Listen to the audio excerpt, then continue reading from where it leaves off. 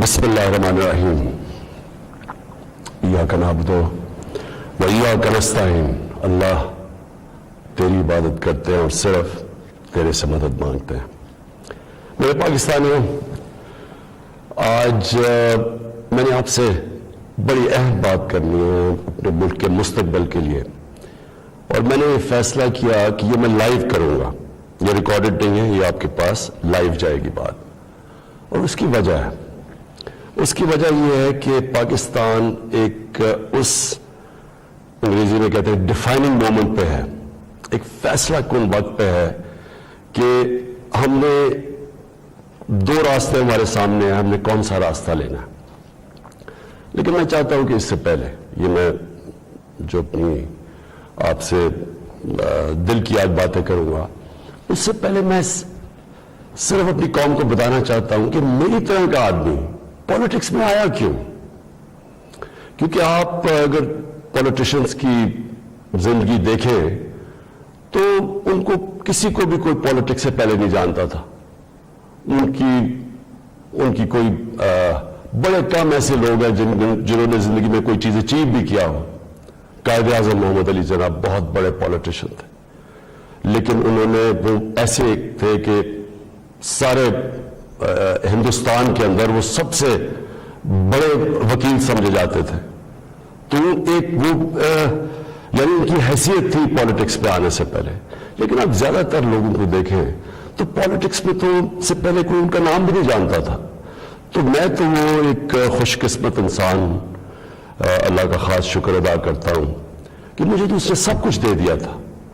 یعنی کوئی بھی شاید ہی کسی کو اتنی شہرت ملے، جتنا میری زندگی میں ضرورت تھی اتنا پیسہ میرے پاس تھا، سب کچھ تھا میرے پاس. یعنی آج بھی مجھے کوئی کسی چیز کی ضرورت نہیں ہے. اللہ مجھے سب کچھ دے بیٹھا اور میں اس کا بڑا شکر گزار ہوں. لیکن میں پاکستان کی پہلی جنریشن تھا. ہم وہ جنریشن تھے جو پہلے آزاد پاکستان میں پیدا ہوئے تھے. پاکستان میرے سے صرف 5 سال بڑا ہے.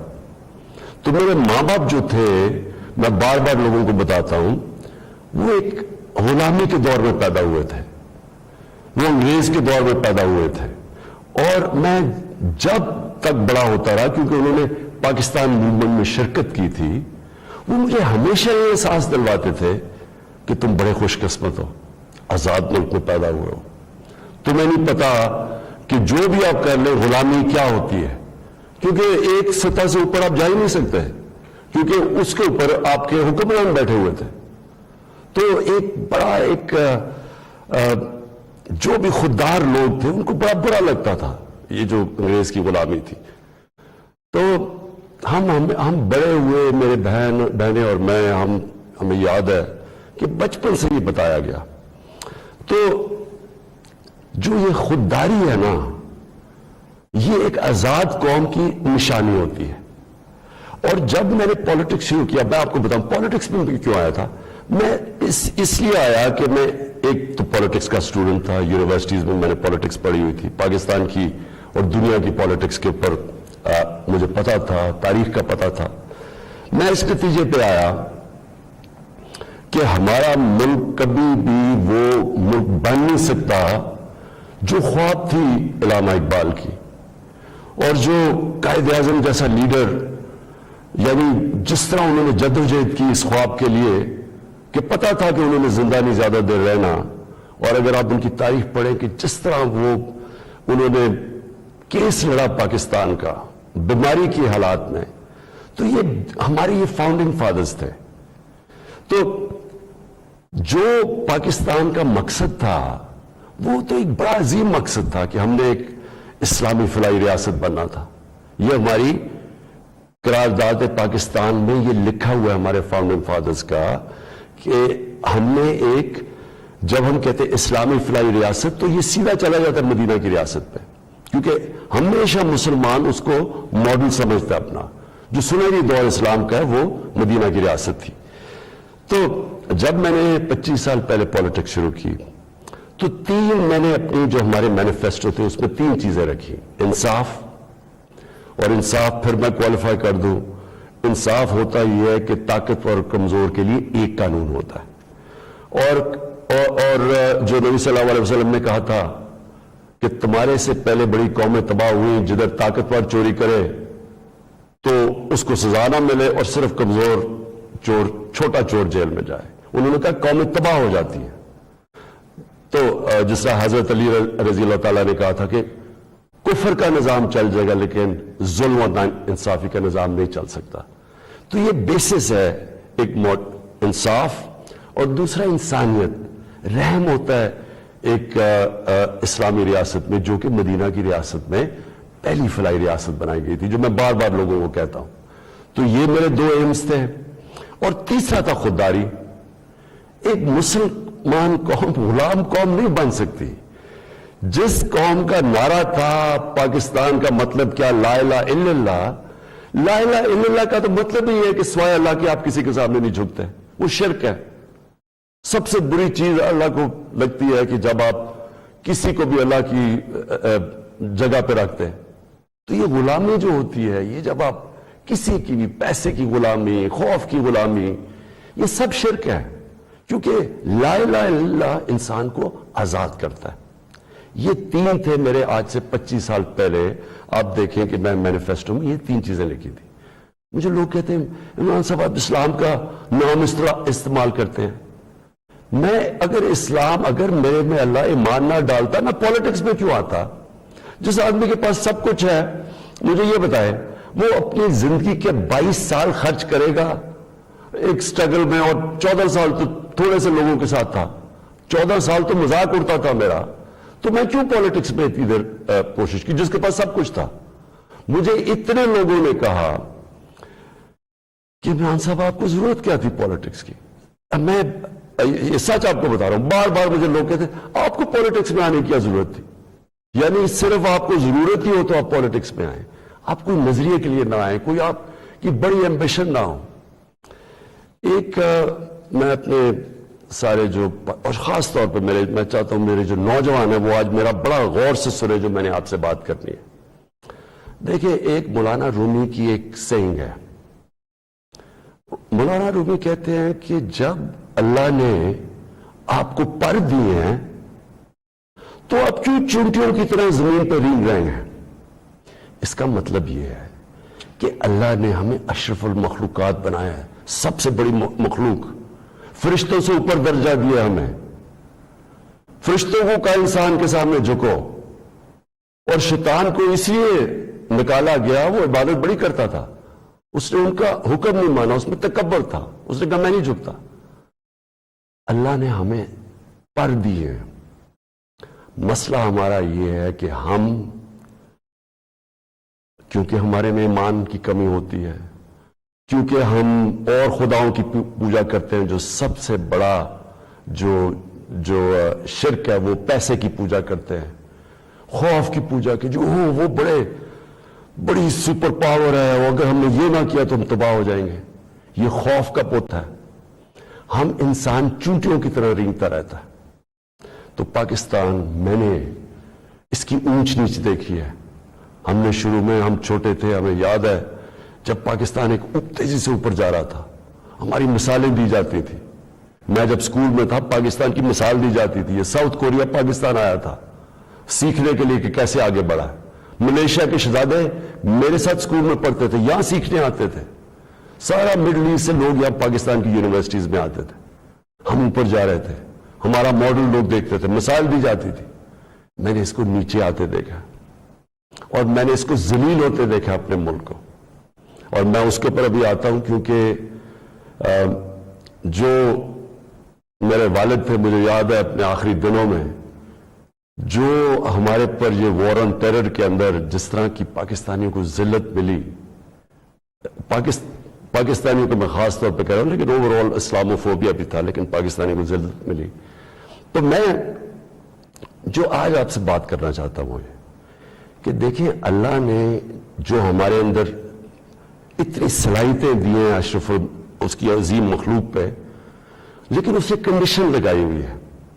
اس نے کہا ہے کہ تم نے اگر اوپر اڑنا ہے نا، جو اقبال نے اپنا شاہین کا کانسیپٹ دیا ہے کہ شاہین کیسے اقبال کا تھا، وہ تب اوپر جاتا ہے جب وہ ریزسٹنس کے سامنے کھڑا ہوتا ہے, جب وہ مقابلہ کرتا ہے, جب وہ اپنے آپ کو مشکل وقت سے گزارتا ہے.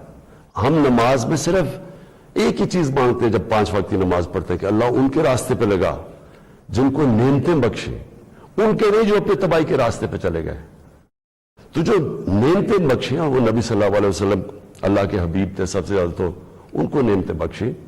ان کا آسان راستہ نہیں تھا لیکن ان کی عظمت کا راستہ تھا. میں اس لیے پاکستان کے اندر سیرت نبی اپنے بچوں کو پڑھانا چاہتا ہوں. کیوں نبی کی سیرت پڑھے؟ کیونکہ وہ دنیا کی تاریخ میں سب سے عظیم انسان وہ تھے. تو ان کے راستے پہ اللہ کیوں انہیں کہتا ہے چلو؟ کیونکہ وہ عظمت کا انسان کا راستہ ہے. ہم پکڑ لیتے ہیں دوسرا راستہ جو ہم سمجھتے ہیں کہ بڑا آسان راستہ ہے. اچھا جی, وہ فلانا نے حکم دے دیا, ہم تباہ ہو جائیں گے. اگر اس نے وہ فلانا ملک ناراض ہو گیا تو ہمارا یہ ہو جائے گا. ہم رینگ رہے ہیں زمین کے اوپر, ہم چونٹیوں کی طرح رینگ رہے ہیں. تو میں سب سے پہلے کہ جب میں نے 25 سال پالیٹکس شروع کی تو میں نے کبھی, آپ میری کوئی سٹیٹمنٹ پڑھ لیں, میں نے ہمیشہ ایک چیز کہی, نہ میں کبھی کسی کے سامنے جھکوں گا اور نہ اپنی قوم کو کسی کے سامنے جھکنے دوں گا. یعنی اپنی قوم کو کسی کی غلامی نہیں کرنے دوں گا. یہ 25 سال کوئی میری سٹیٹمنٹس ابھی آپ دیکھ لیں, کوئی پرانی میری ویڈیوز ہیں, کبھی اس سے پیچھے نہیں ہٹنا ہے. جب میں اقتدار مجھے ملا تو میں نے تب فیصلہ کیا کہ ہماری فورن پالیسی آزاد ہوگی. آزاد فورن پالیسی کا مطلب ہوتا ہے کہ وہ فورن پالیسی جو پاکستانیوں کے لیے ہوگی, ہمارے مفادات کے لیے ہوگی. اس کا قطعی یہ مطلب نہیں ہے کہ ہم کسی سے دشمنی کریں گے, ہم کسی کو کے خلاف ہوں گے, ہم کوئی اینٹی امریکن ہوں گے یا اینٹی انڈیا ہوگا یا اینٹی یورپین ہوں گے. میں تو سب سے پہلے, میں وہ پاکستانی ہوں سب سے زیادہ ہندوستان کے اندر جو جانتے تھے اور جو رسپیکٹ اور میری دوستیاں تھیں وہ میں پاکستانی تھا کرکٹ کی وجہ سے. میں امریکہ کو بڑی اچھی طرح جانتا ہوں, ان کے پولیٹیشنز, ان کے لوگوں کو جانتا ہوں. انگلینڈ کو تو آپ اس طرح کہ میرا دوسرا گھر تھا ایک وقت, تو میں تو جانتا ہوں. میں نے کبھی یہ نہیں, کبھی کسی بھی انسانی معاشرے میں کبھی اس کے خلاف ہو ہی نہیں سکتا. ہاں, ہم ان کے اندر جو ان کی غلط پالیسیز ہے اس کی میں تنقید کرتا ہوں.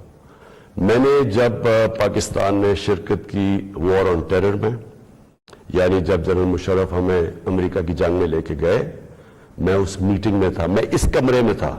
اسی کمرے کے اندر سارے پولیٹیشنز بیٹھے ہوئے تھے جس کے اندر ہیڈز آف پارٹیز بلائے تھے, جس طرح باقی بھی تھے, میں بھی تھا. اسی کمرے کے اندر ہمیں کہا گیا کہ جی اگر ہم نے امریکہ کی حمایت نہ کی تو انگریزی کا لفظ وونڈڈ بیئر کی طرح ہے, ایک زخمی ریچھ کی طرح ہے, وہ ہمیں بھی ہمیں نہ غصے میں شاید ہمیں نہ مار دے. اور مجھے یاد ہے میں نے بار بار میڈیا پہ, پارلیمنٹ میں, ہر جگہ میں نے کہا کہ ہمارا اس جنگ سے کوئی لینا دینا نہیں تھا. 9/11 میں کوئی پاکستانی ملوث نہیں تھا. ہمیں کیا ضرورت ہے کہ ہم اپنے ملک کو کسی کی جنگ میں لے جائیں؟ ہاں, ہم ان کی مدد کریں. اگر انہوں نے ان کے ملک میں دہشت گردی ہوئی ہے, ہم دہشت گردی کے خلاف ہیں, ہمیں ان کی مدد کرنی چاہیے. لیکن کیا اس کا مطلب یہ ہے کہ ہم پاکستانیوں کو قربان کر دیں کسی کی جنگ میں؟ اور پھر ہم نے غلطی کیا کی, سب سے بڑی جو جنرل مشرف نے غلطی کی, 80 کی دہائی میں ہم نے پاکستان فرنٹ لائن سٹیٹ بن گیا جی کہ ہم امریکہ کے حمایتی ہیں, ہم اس کے ایلائی ہیں, ہم سوویت یونین کے خلاف جہاد لڑ رہے ہیں. اور ساری جہاد پاکستان کے قبائلی علاقے سے لڑی گئی, اور باہر سے لوگ ہم نے بلائے اور ہم نے ان کو ٹرین کیا اور یہاں سے مجاہدین گروپس گئے, ہم نے ان کی پوری حمایت کی. ان کو بتایا کہ فورن آکوپیشن, کیونکہ ہم اس لیے لڑ رہے ہیں کہ افغانستان کے اوپر فورن آکوپیشن ہے, اس لیے ہم لڑ رہے ہیں جہاد. اور سارے ہمیں بتایا گیا کہ کتنا بڑا پاکستان بڑا رول پلے کر رہا ہے. جیسے ہی وہ جہاد ختم ہوتی ہے, سوویت یونین ہارتا ہے, امریکہ یہاں سے چلا جاتا ہے, سوویت یونین ادھر چلا جاتا ہے, اور 2 سال کے بعد وہی امریکہ جو ہمارا دوست تھا, جس کے لیے جو ہم اکٹھے جنگ لڑ رہے تھے, وہ ہمارے اوپر سینکشن لگا دیتا ہے, پریسلر سینکشنز. 9/11 آ جاتا ہے, پاکستان کی پھر امریکہ ضرورت پڑ جاتی ہے. یہ جو ابھی میں نے آپ کو کہا کہ اسی کمرے کے اندر فیصلہ ہو رہا ہے کہ جی ہم امریکہ کی ہمیں حمایت کرنی چاہیے. ہم نے کہا کہ ہاں ٹھیک ہے, حمایت یہاں تک ٹھیک ہے کہ ہم سارے دہشت گردی کے خلاف ہیں, ان کے خلاف ایکشن لیں, لیکن جو حمایت ہم نے کی, جو پاکستانیوں کی جانوں کی قربانی دی گئی, کسی اور امریکہ کے ایلائی نے اس طرح کی قربانیاں نہیں دی. کوئی نیٹو بھی امریکہ کے ساتھ تھا, کوئی ایک ملک بتائیں جو 80,000 اپنے لوگ مروا لے, جس کا سارا قبائلی علاقہ, اور میں یہ آج پھر سے کہنا چاہتا ہوں, لیکن میں قبائلی علاقے کو باقیوں سے بہتر جانتا ہوں. میں نے وہ سارا قبائلی علاقہ پھرا ہوا, میں نے کتاب لکھی ہوئی, میں اس کی تاریخ جانتا ہوں. قبائلی علاقہ پاکستان میں سب سے پرامن علاقہ تھا. وہاں کرائم ہوتی نہیں تھی, کوئی ان کے ریکارڈ میں, یعنی ہمیشہ سے وہ کرائم فری ایریا تھا. جو قبائلی علاقے کے لوگوں سے ہوا ہماری اس جنگ میں شرکت کرنے سے, آپ اندازہ نہیں لگا سکتے کہ وہ لوگوں کے اوپر, بیچاروں کے اوپر کیا گزری. وہاں لوگ مارے گئے, وہ ادھر سے لوگ کھڑے ہو گئے, جن لوگوں کو, اب سوچیں ہم لوگوں کو کہہ رہے ہیں کہ جہاد کرنا جو باہر سے آکوپیشن ہو وہ سب سے عظیم چیز ہے, اور اب امریکن جب وہاں پہنچ گئے تو ہم نے کہا نہیں آپ دہشت گردی ہے. اب ظاہر ہے وہ لوگوں کو آپ 10 سال میں ایک طرف سے دوسری طرف تو نہیں لے جا سکتے تھے, وہ انسان تھے, ان کو ہم نے یہ بتایا ہوا تھا کہ یہ جہاد ہے. وہ جب انہوں نے پاکستان کے خلاف شروع ہو گئے, اور وہ جو پرانے جہادی گروپس ٹرین کیے تھے وہ بھی پاکستان کے خلاف ہو گئے, تو اس سے انہوں نے ہمیں کہا کہ ہم کولیبریٹرز ہیں امریکہ کے. جہاں جو پاکستان میں خود کش حملے ہوئے, جو قبائلی علاقہ اجڑا گیا, جو یہاں میں پتہ نہیں کتنے ہسپتالوں میں گیا, میں تو جو لوگ بچ گئے تھے, کسی کی ٹانگیں نہیں ہیں, کوئی چل نہیں سکتا, کسی آنکھیں نہیں ہیں, ہاتھ اڑے ہوئے ہیں. تو اس ساری جو ہم نے جب اس کی اتنی زیادہ قربانیاں دی اپنے ملک کی, اس کا کوئی کریڈٹ ملا پاکستان کو؟ کیا کسی نے کہا کہ آپ نے بڑا زبردست کام کیا, شکریہ پاکستان؟ یہ نہیں ہوا. وہاں سے آوازیں آنی شروع ہو گئیں, افغانستان کی, یہ افغانستان آزاد ہونے سے پہلے کی بات کر رہا ہوں میں, کہ جی پاکستان کی دوگلی پالیسی کی وجہ سے وہ نہیں جیت سکتے. یہاں ہمارے لوگوں کو بار بار کہا گیا کہ ڈو مور, کہ ابھی آپ نے اور نہیں کیا. ڈرون اٹیکس ہوئے, ڈرون اٹیکس میں جتنے بے قصور لوگ مارے گئے, مجھے یاد ہے میں گیا وہاں باجوڑ میں ڈرون اٹیک ہوا, 80 مدرسے کے بچے مار دیے. شادیوں کے اوپر ڈرون اٹیک ہو رہا ہے. تو پاکستان کس عذاب سے گزرا, کہ میں بیک گراؤنڈ اس لیے دے رہا ہوں کیونکہ آپ کو پتا ہونا چاہیے کہ میری آج پالیسی کیا ہے. کیا جو تنقید ہو رہی ہے کہ جی عمران خان, یہ جو بھی میں, یہ جو ہمیں ڈاکیومنٹ ملی ہے, پہلے میں بیک گراؤنڈ آپ کو بتا دوں کہ یہ سارے وقت میں اس کی مخالفت کرتا رہا. آپ مجھے طالبان خان انہوں نے کہا, جب میں یہ کہتا تھا کہ یہ پاکستان کی جنگ نہیں ہے اور یہ جو ہو رہا ہے یہ ظلم ہو رہا ہے, یہ جو ڈرون اٹیکس کے خلاف میں نے مظاہرے کیے, واحد پولیٹیشین تھا, میں نے دھرنے دیے ڈرون اٹیکس کے خلاف. میں نے وزیرستان مارچ کی, باہر سے ہیومن رائٹس امریکہ سے آرگنائزیشن آئی, انہوں نے میرے ساتھ حمایت کی. ایک کلائیو اسٹیٹٹ اسمتھ تھا وکیل, اس نے میرے ساتھ آ کے حمایت کی کہ یہ اتنا بڑا ظلم ہے. کوئی ہمارے سینئر پولیٹیشین لیڈرز نے کوئی بات نہیں کی.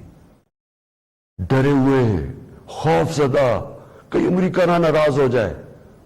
کون سے قانون میں یہ لکھا ہوا ہے کہ آپ کا اپنا, جس کے لیے آپ جنگ لڑ رہے ہیں, وہی آپ کے ملک میں آئے, ڈرون اٹیک کرے, جج جوری ایکسیکیوشنر, یعنی وہی فیصلہ کرے کون دہشت گرد ہے, اس کو مار دے, کوئی پتہ نہ تحقیق ہو کہ جی کوئی بے قصور آدمی تھا یا واقعی دہشت گرد تھا. حکومت, ہماری حکومتوں نے پوری طرح اس جرم میں شرکت کی, اور جو وہاں کے جن کے رشتہ دار مرتے تھے, جن کے کوئی بے قصور لوگ, عورتیں, بیوی, گھر مرتے تھے, وہ ہمارے اوپر پھر حملے کرتے تھے. وہ ہمیں سمجھتے تھے کہ ہم ان کی مدد کر رہے ہیں جو کہ ان کے اوپر ظلم کر رہے ہیں. تو لہٰذا ہر طرف پاکستانیوں نے سفر کیا. تو میں جب حکومت ملی تو میں نے پہلے دن سے یہ کہا کہ پاکستان کی فورن پالیسی پاکستان کے لوگوں کے لیے ہوگی. ہم کوئی ایسی فورن پالیسی نہیں بنائیں گے جو کہ کسی اور کی تو بہتری ہو لیکن ہمارے ملک کو نقصان پہنچے. کہ یہ کسی کے خلاف نہیں تھی, یہ اینٹی امریکن یا اینٹی یورپین, اینٹی انڈین بھی نہیں تھی. انڈیا کے خلاف صرف جب انہوں نے کشمیر کے اوپر انٹرنیشنل قانون توڑا, جب انہوں نے کشمیر کا سٹیٹس لیا 5 اگست 2019 میں, تب میں نے ان کے خلاف بات کی اور ہر فورم پہ کی. لیکن میں نے کوشش اس سے پہلے پوری کی ہندوستان سے دوستی کی. تو میں آج جو آپ کے پاس یہ ساری بات کرنے کے لیے اس لیے آیا ہوں کہ ابھی ہمیں 8 مارچ کو یا اس سے پہلے 7 مارچ کو ہمیں ایک امریکہ نے ایک باہر سے ملک نے, میں نام مطلب میرا کہ کسی اور باہر سے ملک سے ہمیں میسج آتی ہے, اور میں اس لیے آپ کے سامنے یہ میسج کی بات کرنا چاہتا ہوں اور میں اس لیے لائیو بھی کر رہا ہوں کہ یہ ایک کسی آزاد ملک کے لیے جس طرح کی ہمیں میسج آئی ہے, یہ ہے تو پرائم منسٹر کے خلاف ہی صرف, لیکن یہ ہماری قوم کے خلاف ہے. مجھے جو اس سے سب سے زیادہ تکلیف ہے وہ یہ نہیں ہے کہ یہ اس میسج میں واضح یہ لکھا ہوا ہے کہ جناب اگر یہ جو عدم اعتماد, اور ان کو پہلے سے پتا تھا, ابھی اعتماد یا درج نہیں ہوئی تھی, ان کو پہلے سے پتا چل گیا کہ عدم اعتماد کی آ رہی ہے پاکستان کے اندر, یہ اپوزیشن رکھنے لگے. تو اس کا مطلب کہ یہ جو ہو رہا تھا یہ پہلے سے ہی ان کے باہر کی لوگوں سے رابطے تھے. اچھا, اس میں پھر مزیدار چیز یہ ہے کہ وہ یہ پاکستان کی قیادت یا پاکستان کی گورنمنٹ کے خلاف نہیں ہے, وہ صرف عمران خان کے لیے. وہ یہ کہتے ہیں کہ ہمیں, اور ایک بہانہ مارتے ہیں کہ ہمیں کیوں غصہ پاکستان پہ, لیکن کہتے ہیں کہ وہ غصہ تب بالکل ٹھیک ہو جائے گا, ہم معاف کر دیں گے پاکستان کو اگر عمران خان یہ عدم اعتماد کی یہ ہار جاتا ہے. یعنی اگر عمران خان چلا جاتا ہے تو پاکستان کو معاف کر دیتے ہیں, لیکن اگر یہ عمران خان کے خلاف فیل ہو جاتی ہے تو پھر پاکستان کو ایک مشکل وقت کا سامنا کرنا پڑے گا.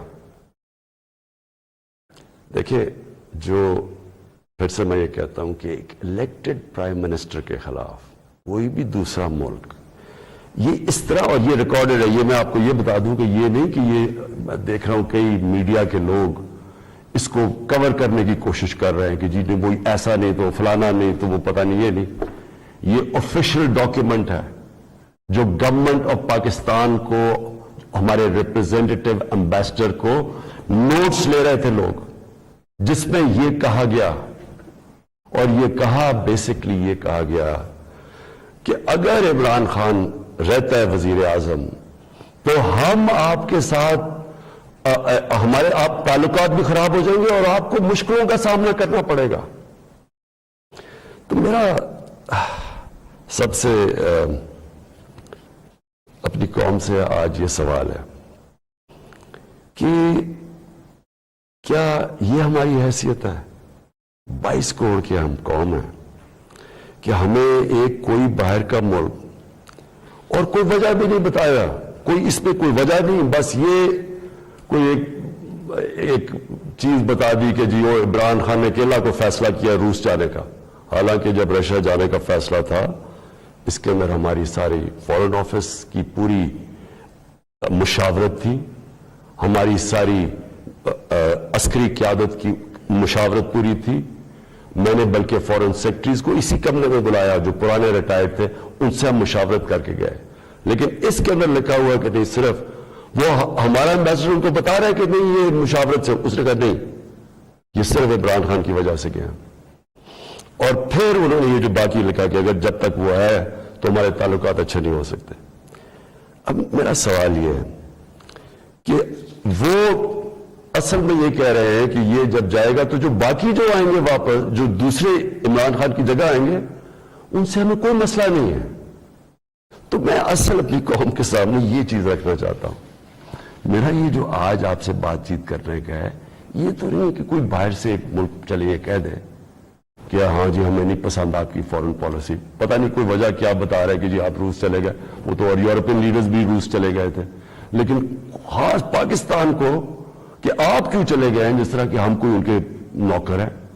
لیکن جو اس میں سب سے ڈسٹربنگ چیز کیا ہے کہ ان کے رابطے ان لوگوں سے ہیں جن کے ذریعے یہ ساری سازش ہوئی ہے, جو یہاں بیٹھے ہوئے ہیں. اور یہاں کون بیٹھے ہوئے؟ 3 اسٹوجز.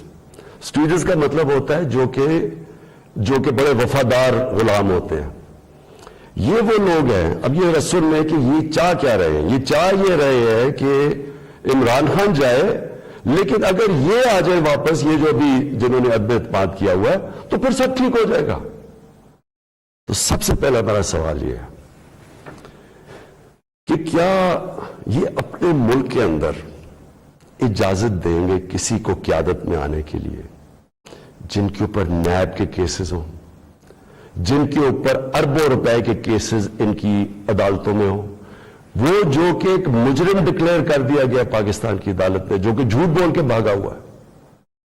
کیا وہ ان لوگوں کو جن کے اوپر باہر ان کے ملکوں میں, باہر کے ملک مضمون لکھے ہوئے ان کی چوری کے اوپر, کرپشن پہ, BBC کی 2 ڈاکیومنٹریز آئی ہوئی ہیں ان کی چوری کے اوپر, کیا اپنے ملک میں اس طرح کے لوگوں کو ایک قیادت پہ آنے دیں گے؟ اور اگر اپنے ملک میں اتنی سی جھوٹ بولنے پہ یہ نکال دیتے ہیں ایک پرائم منسٹر کو, ہیرلڈ میک ملن تھا, جھوٹ بولنے میں اس کو نکال دیا. چھوٹی چھوٹی چیزوں کے اوپر وہ اتنا اپنے لوگوں کا, ان کا جو اخلاقی معیار ہے وہ اس سطح پہ ہے, چھوٹی سی چیز پہ وہ نکال دیتے ہیں. تو ہمارے ملک میں جو کہ نیب میں اربوں روپے کے کیسز ان کے, اور اب 30 سال سے ان کے اوپر کیسز ہیں. پہلے جو کیسز تھے وہ جنرل مشرف نے ان کو NRO دی, وہ سارے کیسز معاف کروائے. پھر یہ 10 سال میں مزید اور کیسز چڑھ گئے اربوں روپے کے. ان کو یہ کہہ رہے ہیں کہ وہ ٹھیک ہے, وہ ٹھیک ہے, لیکن عمران خان ان کو پسند نہیں ہے. مجھے جو اگلی چیز سمجھ نہیں آ رہی ہے, اور میں یہ اپنی قوم سے پوچھنا چاہتا ہوں کہ جب ان کو بھی پتا ہے, کیونکہ یہ یاد رکھنا میرے پاکستانیوں کہ جب ان کی جو انٹیلیجنس ہوتی ہے وہ ساری بیک گراؤنڈ پتا ہوتا ہے ہر کا, میرا ان کو سب پتا ہے, ان سارے جتنے بھی پولیٹیکل لیڈرز ان کی سب بیک گراؤنڈ پتا ہے. ان کو ان کی ایک ایک چیز پتا ہے کہ ان کے کتنے پیسے ملک کے کس اکاؤنٹس میں پڑے ہوئے بیرون ملک.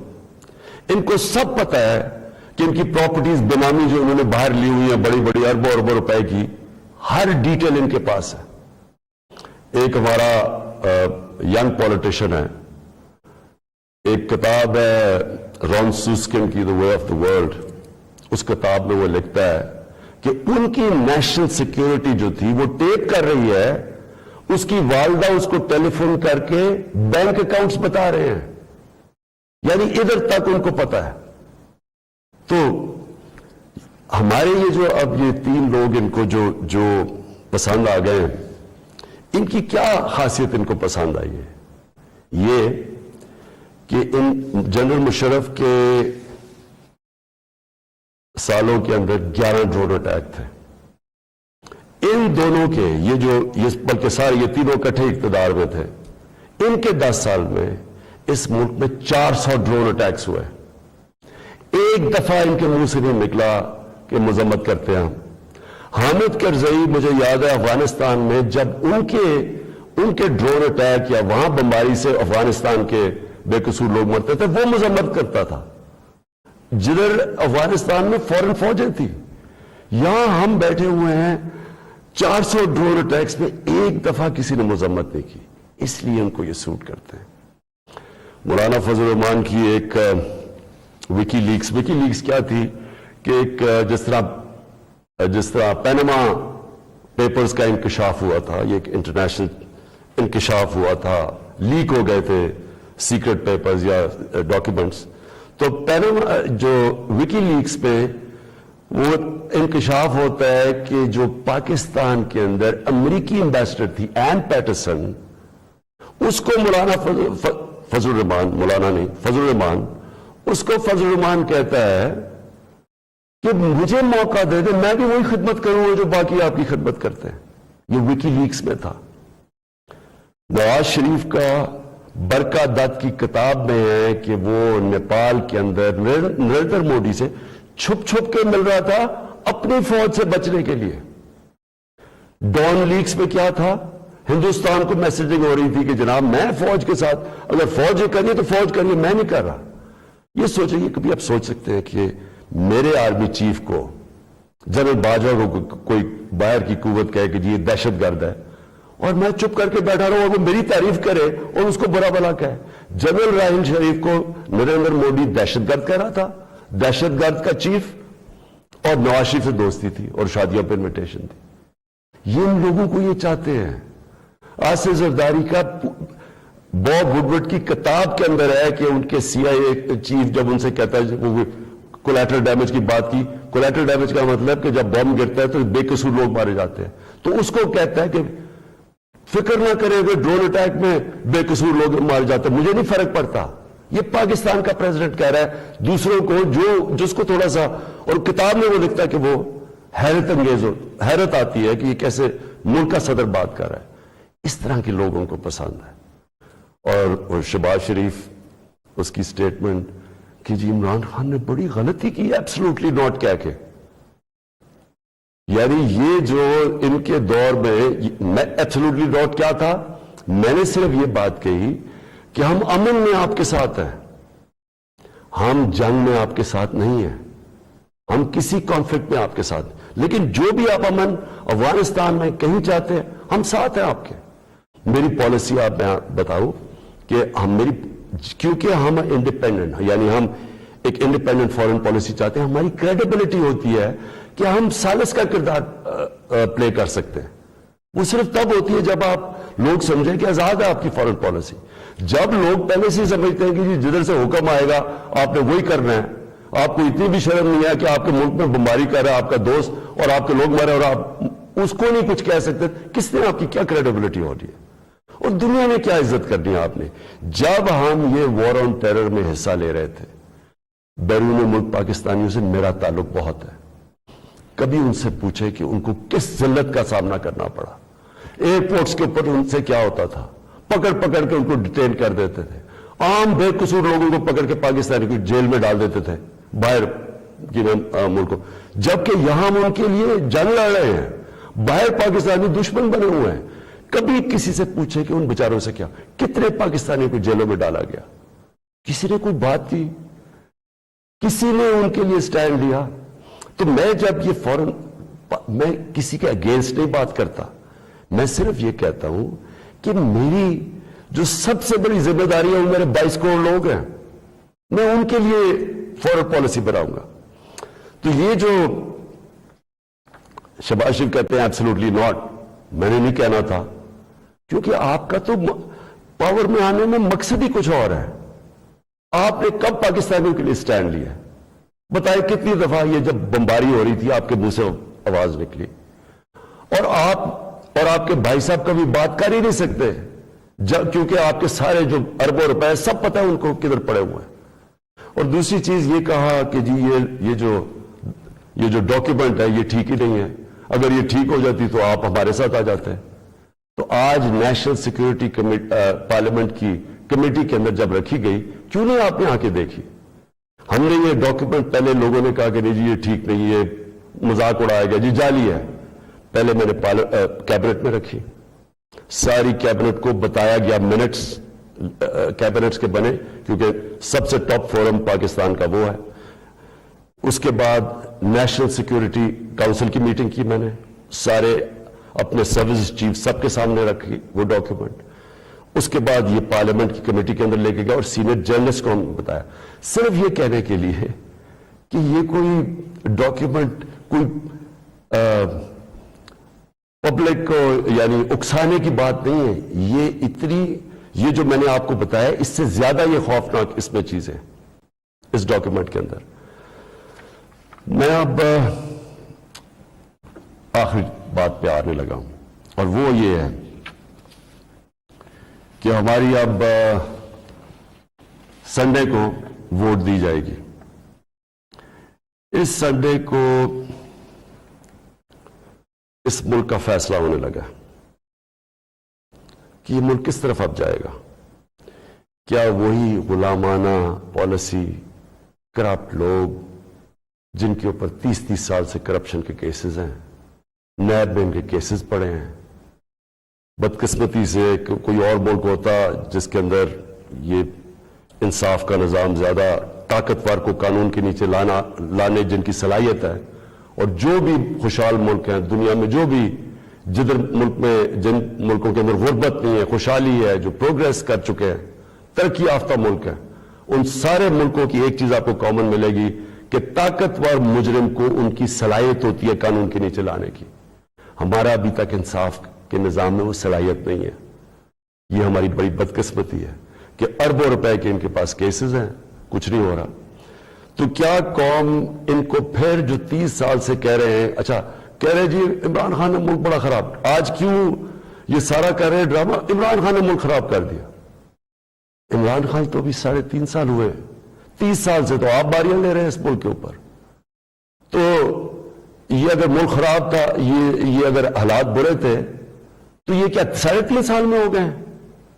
اور میں چیلنج کرتا ہوں کہ 3.5 سال میں جو ہم نے کیا ہے کسی بھی فورم، انڈیپینڈنٹ ماہرین کو آپ بٹھائیں، ان سے پوچھیں، میں چیلنج کرتا ہوں کہ 3.5 سال میں جو پاکستان میں ہوا ہے کہ ان کے کسی دور میں نہیں ہوا.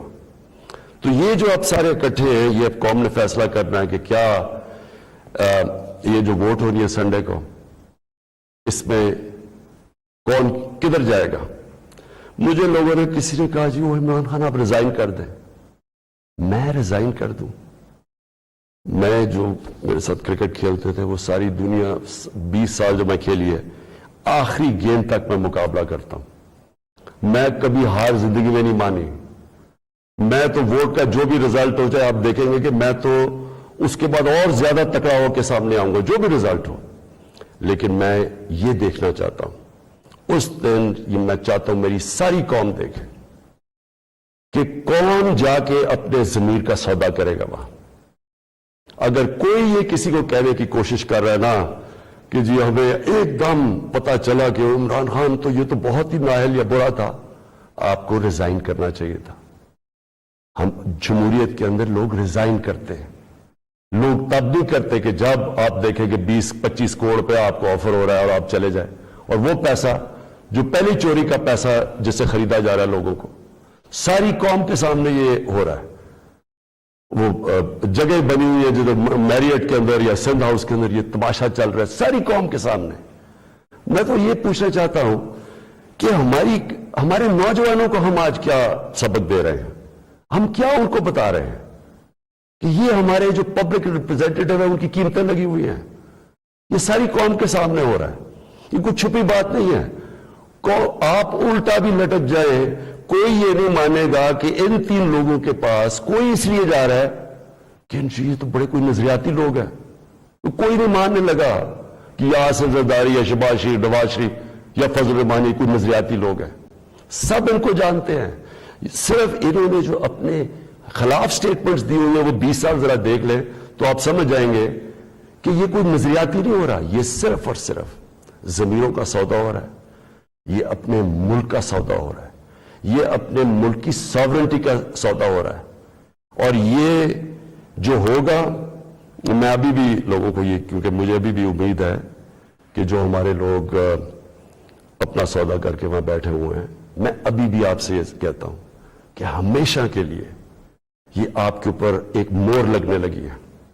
یہ نہ لوگوں نے آپ کو معاف کرنا ہے، نہ لوگوں نے آپ کو بھولنا ہے، نہ آپ کی اس بات کو معاف کرنا ہے بھولنا ہے، نہ جو لوگ آپ کو ہینڈل کر رہے ہیں نہ ان کو معاف کرنا ہے اور بھولنا ہے لوگوں نے. یہ ہمیشہ کے لیے لوگ یاد رکھیں گے کہ آپ نے اپنے ملک کا سودا کیا.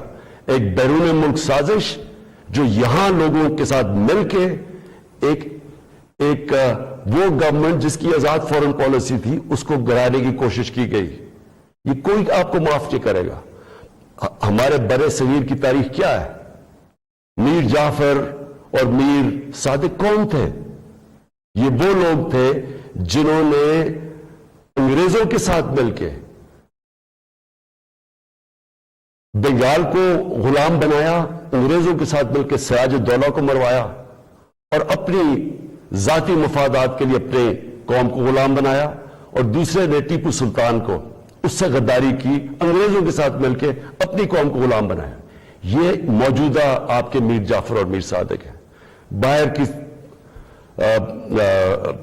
قوتوں کے ساتھ مل کے ایک ملک کے اندر یہ وہ چینج لے کے آ رہے ہیں جو کہ یاد رکھیں، میں پھر ریپیٹ کرتا ہوں، ساری زندگی یہ قوم آپ کو بھولنے نہیں دے گی۔ یہ وہ آپ کرنے جا رہے ہیں جو آنے والی ہماری نسلیں آپ کو معاف نہیں کریں گی۔ اور میں آپ کو یہ بھی بتا دوں آج کہ اگر آپ کا یہ خیال ہے کہ یہ سازش کو کامیاب ہونے دیں گے، میں اس کے سامنے کھڑا ہوں گا۔ میری یہ اپنی قوم سے کمٹمنٹ ہے کہ ہمیشہ جب تک میرے میں خون ہے میں اس کا مقابلہ کروں گا۔ میری زندگی کو تو کوئی فرق نہیں پڑنے لگا، میں اپنے گھر میں رہتا ہوں، میں اپنے خرچے برداشت کرتا ہوں، میرا تو کوئی کیمپ آفس نہیں ہے، میرے تو آگے کوئی فیکٹریاں نہیں بنائی۔ نواز شریف نے اتنے دور میں 18 فیکٹریاں بنا لی تھی سرکاری بینکوں سے پیسے لے کر، پھر بعد میں وہ قرضے معاف کروا لیے۔ نہ میرے کوئی رشتہ دار پالیٹکس میں، میں اپنے گھر میں رہوں گا، اپنے گھر میں رہتا ہوں۔ لیکن اس قوم سے یہ جو غداری ہو رہی ہے اور یہ جو ہونے جا رہی ہے سنڈے کو، میں یہ چاہتا ہوں کہ ایک ایک لوگوں کا، ایک ایک غدار کی آپ شکل یاد رکھنا۔ یہ جتنا بھی ہے کہ اپنے لوگوں کو بتانے کی کوشش کریں کہ جی وہ ہو ایک دم ہمیں پتہ چلا ہے کہ یہ کیا ہوا ہے، یہ کتنا برا وقت گزرا تھا، لوگ آپ کی کوئی بات ماننے نہیں لگے۔ یہ قوم جو ہے، میں پھر سے ریپیٹ کرتا ہوں آپ کو، میں آخری بات کہنے لگا ہوں، یہ قوم نہ یہ بھولے گی، نہ آپ کو معاف کرے گی، نہ جو لوگ آپ کے پیچھے ان کو معاف کرے گی۔ اور یہ اگر آپ کا کسی کا خیال ہے کہ عمران خان چپ کر کے بیٹھ جائے گا، کسی خوش فہمی میں نہ رہے۔ میرے میں اللہ نے مقابلہ کرنے کی صلاحیت دی ہے، ساری زندگی میں نے مقابلہ کیا ہے۔ میں کوئی وہ آدمی نہیں جس نے بیٹھے بیٹھے کسی نے پرچی دکھائی کہ جی مجھے تو پرچی میں پارٹی وراثت میں مل گئی ہے، یا میرا کوئی باپ کچھ تھا، یا میرا کوئی فلانا کچھ تھا، یا میں سریا لگاتے لگاتے جنرل جلانی کے گھر پہ مجھے کوئی وزارت مل گئی اور پھر چیف منسٹر۔ میں نے سٹرگل کر کے یہاں پہنچا ہوں، مجھے سٹرگل کرنی آتی ہے، مقابلہ کرنا آتا ہے۔ میں کسی صورت اس سازش کو کامیاب نہیں ہونے دوں گا۔ پاکستان پائندہ باد۔